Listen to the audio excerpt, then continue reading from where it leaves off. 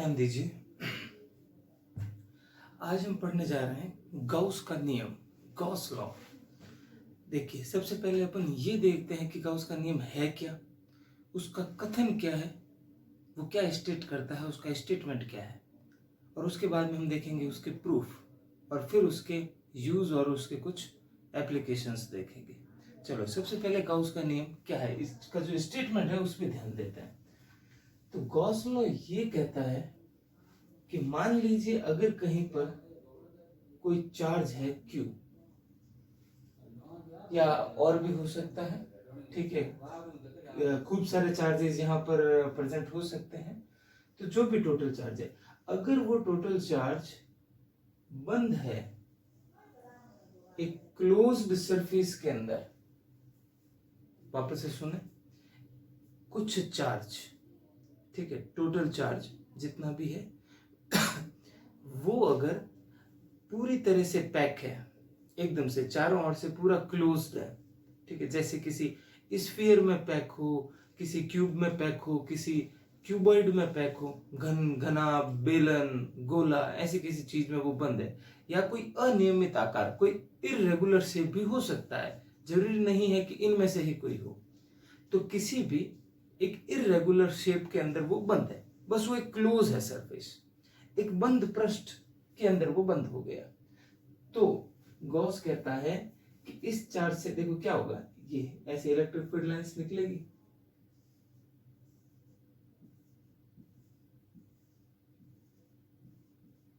Gauss ने क्या कहा था, फ्लक्स के बारे में याद करो। फ्लक्स क्या होता है कि किसी पृष्ठ से निकलने वाली विद्युत बल रेखाएं, किसी सरफेस से पास होने वाली number of electric field line, उनको क्या बोला गया था, फ्लक्स। उसकी वैल्यू गॉस बता रहा है कि कितनी होगी, जो टोटल चार्ज होगा सिग्मा क्यू। सिग्मा क्यू का मतलब इसके अंदर जो भी है, फिलहाल तो ओनली क्या है, क्यू, पर मान लीजिए यहाँ पर 2Q 3Q 4Q 6Q ऐसे हो तो टोटल ऐड कर दो, वो हो जाएगा क्यू। टोटल चार्ज का एप्सिलॉन नॉट टाइम्स, ठीक है, मतलब इसको ऐसे लिख सकते हैं, 1 upon epsilon not times of total charge, कुल आवेश का 1/एप्सिलॉन नॉट गुणा होता है। ये क्या है, ये गॉस का लॉ है, ये उसका नियम है, ये उसका स्टेटमेंट है। ये क्यों है वो प्रूफ किया जा सकता है, ठीक है, पर फिलहाल स्टेटमेंट क्या है वो समझे कि अगर कोई चार्ज एक बंद पृष्ठ में, एक क्लोज्ड सरफेस के अंदर पैक है, तो उस क्लोज्ड सरफेस से, उस बंद पृष्ठ से जो निकलने वाला फ्लक्स होगा, वो फ्लक्स उस पृष्ठ के अंदर जो कुल परिबद्ध आवेश है, जो चार्ज उस सरफेस के अंदर क्लोज्ड है, ठीक है, उस टोटल चार्ज का 1/एप्सिलॉन नॉट टाइम्स होगा, 1/एप्सिलॉन नॉट गुणा होगा, ठीक है। मैं एक बार इसको रिपीट करता हूं स्टेटमेंट को, हिंदी में हम इसको कैसे बोलेंगे कि गाउस के नियमानुसार, आप ये लिख भी लेंगे, ठीक है ना, कि गाउस के नियमानुसार किसी भी बंद पृष्ठ से निर्गत विद्युत फ्लक्स का मान उस पृष्ठ से परिबद्ध कुल आवेश का 1/एप्सिलॉन नॉट गुणा होता है। ये क्या हो गया, गाउस का नियम। एक बार इंग्लिश मीडियम वाले सुनेंगे अच्छे से, ठीक है। क्या हो जाएगा, flux linked with any closed surface, वापस से, flux linked with any closed surface will be equal to total charge enclosed by closed surface, sorry, flux linked with closed surface will be equal to 1/एप्सिलॉन nought times of total charge enclosed by closed surface। ठीक, समझ में आ गया। मैंने बस इसको language में बोला है कि flux link with any closed surface is equal to 1/एप्सिलॉन nought times of total charge enclosed by closed surface, मतलब जो उसके अंदर आ रहा है, ठीक है ना, बाहर वाले चार्ज से कोई मतलब नहीं। ये हुआ गॉस का लॉ, ठीक है। तो हम इसको किस टाइप से लिखेंगे, ऐसे लिख देंगे, total charge upon epsilon not times, या फिर फ्लक्स का फॉर्मूला भी हम जानते हैं, क्या होता है, EDS, E vector dot D vector, E vector dot DS vector. Flux का फॉर्मूला ये हमने डेराइव किया था, इक्वल्स टू में क्या हो जाएगा, sigma Q upon epsilon not. अब इस लॉ के अंदर यहाँ पर जो है एक छोटा सा स्फीयर, एक गोला बनाया जाता है। ये गोला है, सर्कल नहीं है, वृत्त नहीं है, ये क्या है, गोला है। ये गोला किसको बता रहा है कि ये जो फ्लक्स है वो एक क्लोज्ड सरफेस का है, एक ऐसा पृष्ठ जो पूरी तरह से बंद है, गोले की तरह, जैसे स्फीयर पूरी तरह से एकदम पैक कर सकता है किसी चीज को, ऐसे एकदम बंद होता है, बस उसको डिनोट करने के लिए छोटा सा स्फीयर बनाया जाता है। अब ये बार बार भले ही मत बनाओ, पर हमको ध्यान होना चाहिए। तो ये हो गया गॉस का लॉ। चाहे हम इसको इस टाइप से लिखें या ऐसे लिखें, या चाहो तो इसको ये डॉट हटा दो तो ये ऐसे दिखेगा, E D S cos theta equals to sigma Q upon epsilon naught, कैसे भी लिख सकते हैं।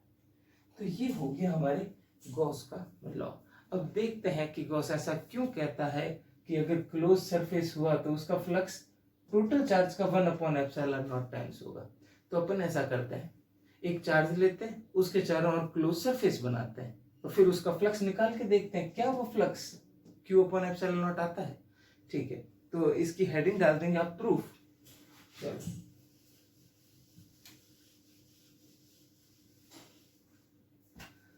चलो प्रूफ पे ध्यान दें कि मान लीजिए हमारे पास ये एक, हाँ भाई, ये क्या हो गया, बंद पृष्ठ, क्लोज्ड सरफेस। अब इसका नाम रहेगा गॉसियन क्लोज्ड सरफेस, गाउसिया बंद पृष्ठ। ठीक है, मैंने क्या लिया है, गोला, एक स्फीयर लिया है, कुछ और भी लिए जा सकते थे, पर स्फीयर जो है वो आसान है, हम उसकी बात करते हैं। चलो देखो कैसे करना है हमको। सबसे पहले इसका नाम लिख देते हैं, ये हो गया आपके गॉसियन सरफेस, गाउसिया पृष्ठ। ठीक है, इसके अंदर मैंने चार्ज रखा है Q, जो भी टोटल चार्ज है उसको मैंने Q बोल दिया। ठीक है, और भी ले सकते हैं, पर अभी हम इसको सिंपल बना रहे हैं। अब देखो गॉस का लॉ लगाने के लिए देखो फ्लक्स का फॉर्मूला क्या होता है, E ds cos theta. ds क्या होता है, सरफेस का छोटा सा, देखो S क्या होता है, सरफेस एरिया, पूरे पृष्ठ का क्षेत्रफल, और ds क्या हो जाएगा, छोटा सा क्षेत्रफल। तो पहले वो मान लेते हैं, ये रहा, चलो छोटा सा, ये ds, पूरे का एरिया तो कितना है S, और उसका एक छोटा सा पार्ट क्या है, ds। हाँ, इस पे कैलकुलेशन हमको करनी है। चलो यहां से यहां तक की डिस्टेंस, ये रेडियस हो गई, r त्रिज्या हो गई। अब हमको क्या करना होता है, थीटा निकालना होता है, किस किस के बीच का, E और ds। यहाँ पर एक चार्ज है तो E की डायरेक्शन क्या होगी, E कैसे निकालते हैं, हमने देखा था कि यहाँ पर क्या रखते हैं, टेस्ट चार्ज, परीक्षण आवेश, उसको रख के यहाँ देखो ये चार्ज पॉजिटिव है तो पॉजिटिव से बाहर की ओर, ये E हो गया। फिर ds क्षेत्रफल, ये रहा छोटा सा ds, इसका क्षेत्रफल कैसे होगा, हमने क्षेत्रफल की दिशा के बारे में जाना था, डायरेक्शन ऑफ एरिया के बारे में जाना था। वो क्या होता है, ये सरफेस, और सरफेस पे नॉर्मल 90 डिग्री, पृष्ठ के लंबवत। तो पृष्ठ के लंबवत नॉर्मल टू द सरफेस हुआ अगर ds, तो थीटा कितना आएगा, 0 डिग्री। E और ds दोनों सेम डायरेक्शन में, दोनों के बीच में एंगल कितना है, 0 डिग्री हो जाएगा। ठीक है, चलो यहाँ पुट करते हैं, तो pi equals to E ds cos 0। अब cos 0 तो क्या हो जाएगा, 1, और E के बारे में हम क्या जानते हैं, E इक्वल्स टू क्या होता है, KQ/r²। E का फॉर्मूला जान चुके हैं ना, KQ/r², जहां पे K क्या होता है, 1/4πε0 और Q/r²। चलो ये पुट करो इसमें और फ्लक्स को कैलकुलेट करो। इंटीग्रेशन E की जगह क्या, K, ये K, फिर Q/r², ये E हो गया, फिर क्या बच गया, ds, और ये क्या हो गया, 1। चलो ds s के रेस्पेक्ट में जो है वो यहाँ पे इंटीग्रेशन हो रहा है, यहाँ कोई s नहीं है, इस सबको बाहर ले लो, 1/4πε0 Q/r² इंटीग्रेशन ऑफ ds। तो इंटीग्रेशन ऑफ ds क्या हो जाएगा, s 1/4πε0 देखो यहाँ पे ध्यान दो, इंटीग्रेशन ऑफ ds क्या हो जाएगा s। तो देखो ds क्या है, छोटा सा एरिया, ठीक है, एक बिल्कुल छोटा सा क्षेत्रफल, उसका इंटीग्रेशन किया तो क्या आ गया s, मतलब पूरा क्षेत्रफल। तो पूरे का एरिया कितना होता है एक गोले का, स्फीयर का, इसका फॉर्मूला हम 10th क्लास में अच्छे से पढ़े हैं, 4πr²। वापस से ds एक छोटा सा एरिया, उसका इंटीग्रेशन हुआ तो आ गया s, मतलब पूरा एरिया आ गया, ठीक है। तो पूरा एरिया, पूरा क्षेत्रफल कितना होता है, 4πr²। पुट कर दो, phi equals to 1/4πε0 q by r², और इंटीग्रेशन ऑफ ds, इस पूरे का क्या हो जाएगा 4πr²। ये 4π से 4π और r² से r², क्या बचा 1/ε0 गुणा कितना बच गया q। क्या यही था गॉस लॉ। अब इस q को मैं चाहूं तो रिप्लेस कर सकता हूं सिग्मा q से। भाई q क्या है, इसके अंदर आने वाला आवेश, इसके अंदर आने वाला चार्ज, स्फीयर के अंदर आने वाला चार्ज, और सिग्मा q होता है इसके अंदर आने वाला टोटल चार्ज, जैसा स्टेटमेंट में था, ठीक है। तो हम उससे भी रिप्लेस कर सकते हैं। तो ये प्रूफ हो गया कि फ्लक्स कितना होता है, टोटल चार्ज का 1/ε0 टाइम्स होता है। पर कब, जब कोई आवेश, जब कोई चार्ज एक बंद पृष्ठ के अंदर कैद हो। हर जगह फ्लक्स नहीं होता है। बेसिक फॉर्मूला फ्लक्स का क्या रहेगा, E इंटू ds, ठीक है, E vector dot ds vector. पर अगर आपके पास बंद पृष्ठ है तो आप ये लगा सकते हैं 1/ε0 इंटू सिग्मा q। ओके, तो अब गॉस लॉ की कुछ इंपॉर्टेंट पॉइंट देखते हैं, important point related to Gauss law. ये आप हेडिंग डाल देंगे, गाउस के नियम से संबंधित महत्वपूर्ण बिंदु।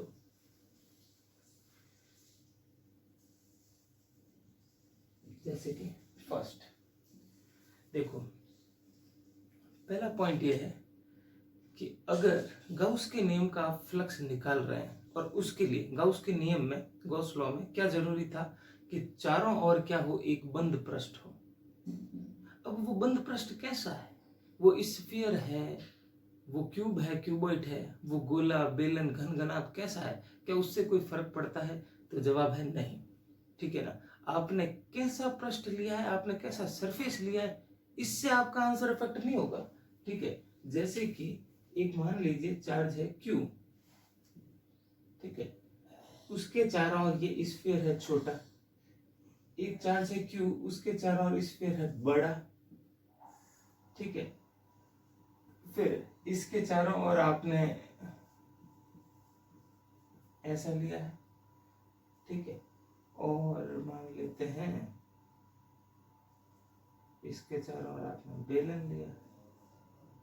सब बंद पृष्ठ है, सारे के सारे क्लोज सरफेस है। तो इससे देखो, मान लीजिए ये 5 कूलम का चार्ज है और इससे 5 लाइनें निकल रही है, एक एग्जांपल, ये सब 5-5 कूलम के चार्ज है। अब क्वेश्चन हो जाएगा इससे कितनी निकल रही है, जो है वो 5 कूलम का चार्ज है, 5 लाइन इससे निकल रही है, तो इससे बाहर कितनी निकलेगी 5। इस पूरे क्यूब से बाहर कितनी निकलेगी 5। इस सिलेंडर से बाहर कितनी निकलेगी 5, क्योंकि ये 5 निकलता है, तो इस पृष्ठ से चाहे किधर से भी निकलो, ऊपर नीचे से 5 ही निकलेगी। फ्लक्स में कोई फर्क नहीं पड़ना, इन सब का फ्लक्स जो होगा वो क्या होगा, Q/ε0। यही था formula, total charge upon epsilon. ये total charge upon epsilon, total charge Q/ε0, total charge Q/ε0। तो फर्स्ट पॉइंट लिखेंगे हिंदी मीडियम, गाउसीय पृष्ठ के आकार व आकृति पर फ्लक्स का मान निर्भर नहीं करता। इंग्लिश मीडियम लिखेंगे, in Gauss law shape and size of Gaussian surface does not affect value of flux। ये आप लिखेंगे, ठीक है, इससे कोई फर्क नहीं पड़ता। फिर और देखते हैं पॉइंट,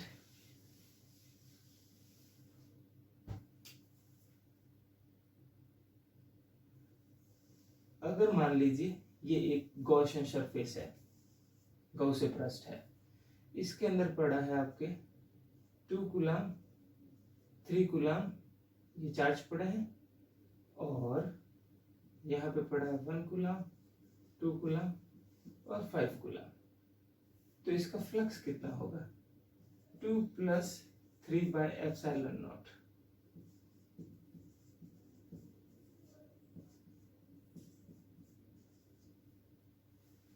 समझे इस बात को?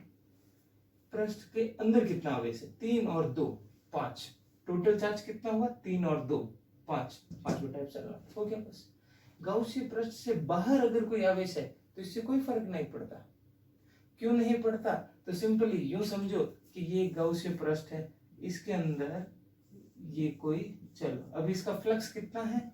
इसका फ्लक्स है, एक समझते हैं कि 4 लाइन आई 4, इसके अंदर आवेश था तो 4 लाइनें बाहर निकली, मैंने बोला फ्लक्स 4 है। पर अगर कोई बाहर आवेश होता, मान लो इससे भी ऐसे लाइनें निकलती, तो अब इसका फ्लक्स कितना है? अभी भी 4 ही है। क्यों? क्योंकि देखो यहां से ये लाइन यहां एंटर हुई और वो वापस निकल गई। जितना एंटर हुआ उतना वापस निकल गया, तो वो तो नेट 0 हो गया। हम अंदर जाने वाले को जो है वो नेगेटिव लेते हैं और बाहर निकलने वाले को पॉजिटिव लेते हैं, तो ये तो बैलेंस हो गया वापस। अगर 10 लाइन अंदर घुसी तो 10 बाहर भी निकल गई, जबकि इनमें ऐसा नहीं है, ये अंदर से ही बाहर आई है, जबकि ये बाहर से एक बार अंदर गई और अंदर से वापस बाहर आई। 10 लाइनें अंदर गई और 10 वापस बाहर निकल गई, तो उनका कोई मतलब नहीं बनता। ठीक है, तो ध्यान रहे अगर कोई चार्ज बाहर है गॉसियन सरफेस से, तो उससे जो है फ्लक्स पे कोई फर्क नहीं पड़ता। फ्लक्स किससे कैलकुलेट होता है? फ्लक्स ओनली डिपेंड करता है charge enclosed bye Gaussian surface, कि गॉसियन सरफेस के अंदर कितना है, उससे कितना परिबद्ध आवेश है। बंद पृष्ठ से परिबद्ध आवेश, इसके अंदर जो टोटल चार्ज है सिर्फ उसके ऊपर फर्क पड़ेगा, बाकी किसी पे नहीं। तो एक पॉइंट लिख देंगे, गाउस के नियम में फ्लक्स का मान केवल पृष्ठ से परिबद्ध कुल आवेश पर निर्भर करता है। पृष्ठ से बाहर स्थित आवेशों के कारण फ्लक्स का मान परिवर्तित नहीं होता। ये साथ में बना लेंगे, इंग्लिश मीडियम लिख देंगे। In Gauss law flux only depends on charge enclosed by Gaussian surface. Charge present outside the Gaussian surface cannot affect flux of that surface. Okay.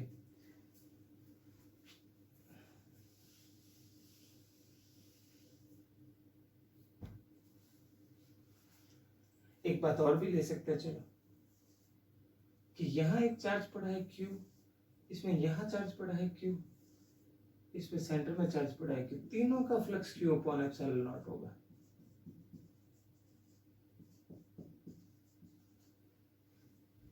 अब गॉसियन सरफेस के अंदर चार्ज कहां पड़ा है? बिल्कुल बीचों बीच में है, या थोड़ा सा ऊपर साइड में है, थोड़ा सा नीचे साइड में, बस गॉसियन सरफेस के अंदर होना चाहिए। वो कहीं भी हो, उसकी पोजीशन पे जो है कोई फर्क, सॉरी, चार्ज की पोजीशन की वजह से फ्लक्स पे कोई फर्क नहीं पड़ता। ठीक है ना, कि चार्ज कहाँ है, सेंटर में है या नहीं। हाँ, मैथमेटिकली जब हम करते हैं तो इस वजह से थोड़ी प्रॉब्लम हो सकती है, इसकी वजह से, इसकी वजह से, ठीक है ना। कुछ विशेष स्थितियों में, कुछ स्पेशल केसेस में हमें दिक्कत हो सकती है, इसलिए हम कोशिश करते हैं कि चार्ज बिल्कुल सेंटर में हो। पर इसका मतलब ये नहीं कि वो सेंटर में नहीं है और कहीं और है तो उसका फ्लक्स बदल जाएगा, नहीं, फ्लक्स वही रहेगा। एक पॉइंट ये बना लीजिए, डायग्राम से समझ में आ जाता है, लिखने की आवश्यकता नहीं, कि पोजीशन की वजह से फ्लक्स की वैल्यू नहीं बदलती।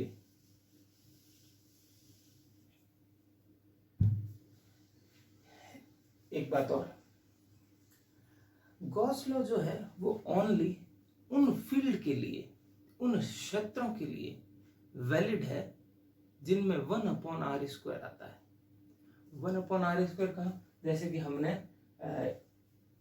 फोर्स के जब फॉर्मूला देखा तो उसमें आता है 1/r², या इलेक्ट्रिक फील्ड के अंदर 1/r², एक सिंगल चार्ज की वजह से।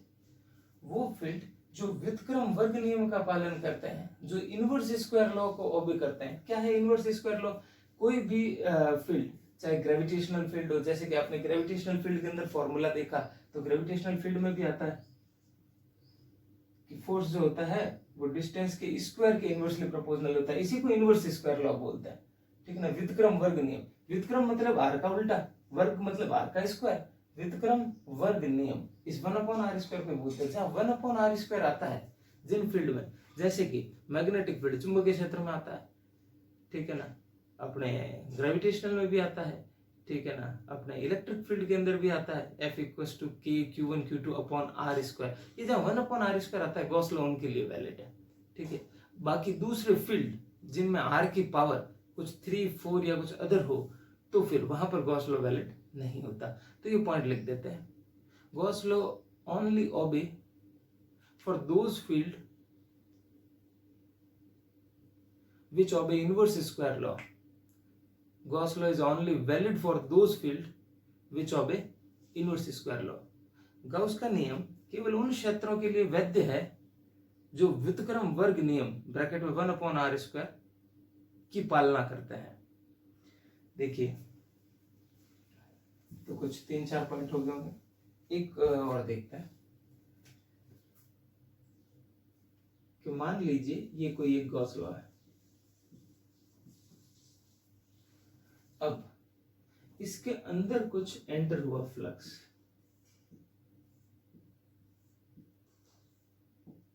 और कुछ इधर से बाहर निकला, फाई इन फाई आउट। मुझे बताओ इसका फाई कितना है, ठीक है। चलो मैंने थोड़ा सा इस तरीके से लेता है।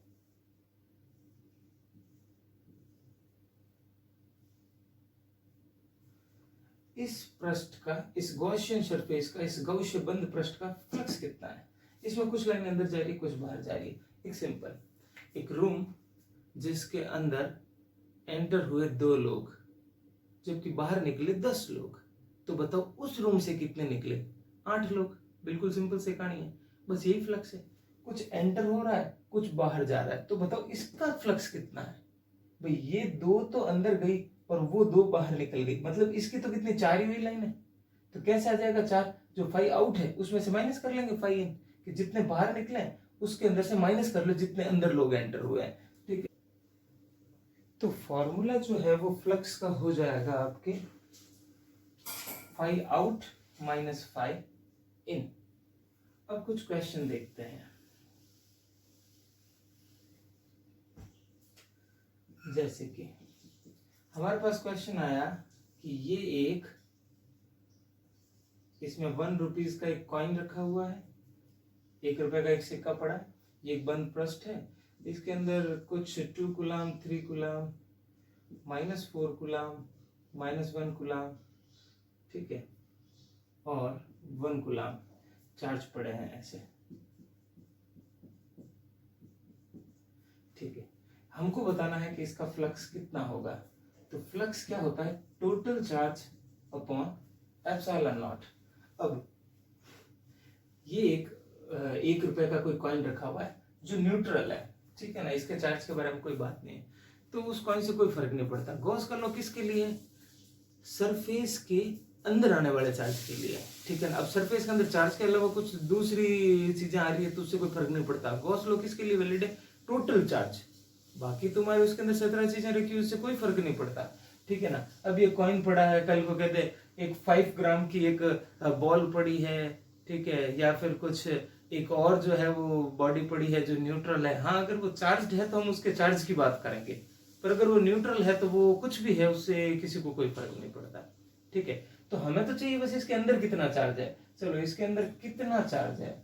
सिग्मा क्यू 1 2 3 1 2 3, और फिर आपके -1 और -4 upon epsilon naught phi equals to कितना हो गया ये, ठीक है, 1 बचेगा, 1 अपॉन एप्सिलॉन नॉट। तो हम इसको सॉल्व कर लेंगे। आंसर क्या हो जाएगा इसका? वोल्ट इनटू मीटर, जो इसकी यूनिट है वो आ जाएगी। और निकालना चाहो तो एप्सिलॉन नॉट की वैल्यू 8.85 into 10⁻⁻12। सॉल्व करो आगे और आंसर बताओ, ठीक है। ये हो जाएगा अपने सॉल्यूशन।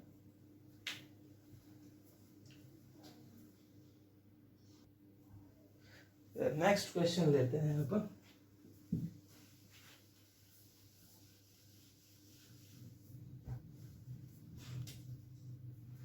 देखिए सेकंड क्वेश्चन कि एक गॉसियन सरफेस है, क्लोज्ड है, इसके अंदर कुछ फ्लक्स एंटर हुआ, वो था 200 वोल्ट इंटू मीटर। फिर कुछ बाहर आया इससे 5 आउट, और वो था मान लीजिए 600 वोल्ट इंटू मीटर। बताओ इसके अंदर चार्ज कितना है? सही है, तो कुछ एंटर हुआ है, कुछ आउट हुआ है, दोनों बराबर तो नहीं है। इसका मतलब कुछ तो फ्लक्स इसका है। तो पहले तो इसका फ्लक्स कितना है, हमने कहा था 5 आउट माइनस 5 इन, तो फ्लक्स तो कितना हुआ भाई, ये 600 माइनस 200 कितना बच गया, 400 वोल्ट इंटू मीटर। अब ये पूछ रहा है, अब इसके अंदर से फ्लक्स कितना आया, वोल्ट इंटू मीटर। तो फ्लक्स आया कहां से, चार्ज से तो आया। तो बताओ चार्ज कितना है, चार्ज और फ्लक्स का लिंक, ठीक है ना, बिल्कुल सीधा सीधा किस में बताया गया, गॉस लॉ में, बिल्कुल सिंपल बताया गया। देखो कि फ्लक्स क्या होता है कि charge upon epsilon not. Charge क्या होता है, एप्सिलॉन नॉट, इधर एप्सिलॉन नॉट इनटू 5। तो Q कितना हुआ, एप्सिलॉन नॉट कितना है 8.85 10 टू द पावर माइनस 12, ये इसकी वैल्यू कांस्टेंट है। ओके, परमिटिविटी पहले से पढ़ते आ रहा है। फ्लक्स कितना है भाई 400, जो भी आया आंसर पीछे कूलम लगा देना, हो गया। तो ये हो गया Q की वैल्यू कैलकुलेट करने का तरीका। चलो और देखते हैं।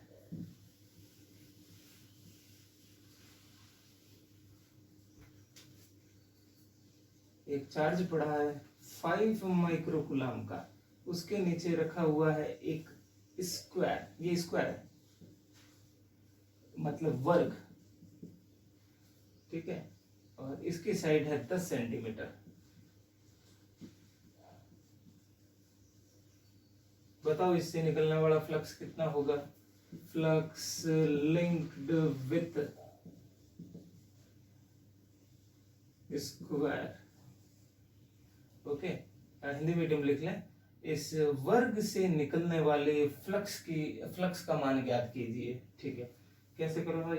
अब कुछ लोग बोलेंगे कि बहुत आसान ही तो है, ठीक है, ये चार्ज है, फ्लक्स क्या होता है Q अपॉन एप्सिलॉन नॉट ना, ये नहीं हो सकता, क्योंकि ये फॉर्मूला लगाने के लिए पहले लिमिटेशन बताओ, ये किसका, ये किसने बोला, ये गॉस ने बोला कि flux Q upon epsilon not होता है, और वो तब भी होता है जब हमारा चार्ज पैक हो चारों ओर से, तब ये फ्लक्स होता है। ठीक है, क्या इस वर्ग ने हमारे चार्ज को ऐसे पैक कर लिया चारों ओर से, नहीं किया, ये फॉर्मूला नहीं लगेगा।